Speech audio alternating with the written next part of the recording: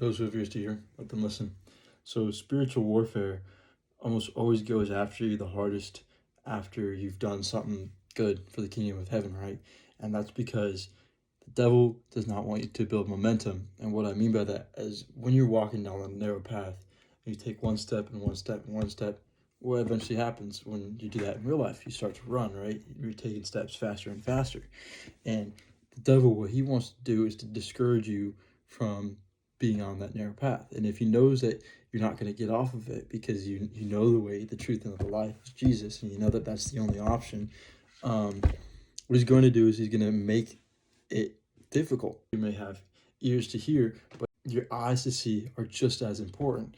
And you got to keep them open. And I feel like those are kind of the first to go away. You really have to be attentive to keep your eyes open to see all the things that are happening for you, because things are happening for you every single day. There's crazy stuff because God is always moving, and he's always working for the good of those who love him. Okay. And so once you take a step down that narrow path, the devil's not happy about that.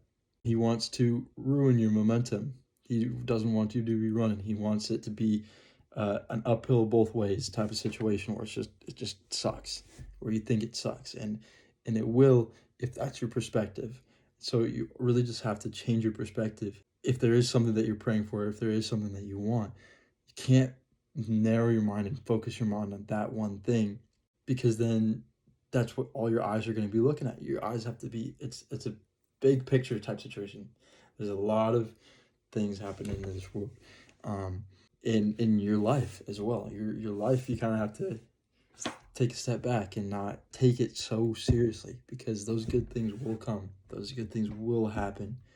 He wants to give you good things both in heaven and on earth. He's a good God that we serve. And you just can't ever forget that. In God's timing, that's when what you're wanting will happen. And it will. You have to believe it will happen and trust it will, but also don't despise the waiting.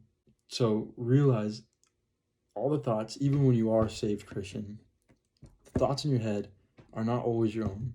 If it's a negative thought, if it's something that's against God's word, block it out. And not just by like your own strength and like just, oh, don't think that. Give it to God. It's the only way that it's actually gonna go away. Go talk to somebody. Say, hey, I'm really struggling with this. I'm more than willing to answer any of y'all. But yeah, that's why when Paul, whenever he would do anything, he would be scared not to boast. Once you do something for the kingdom, then it's really easy to become righteous in your own sense. So you just gotta be armed at all times. It's a battle that we're in. It's called spiritual warfare for a reason.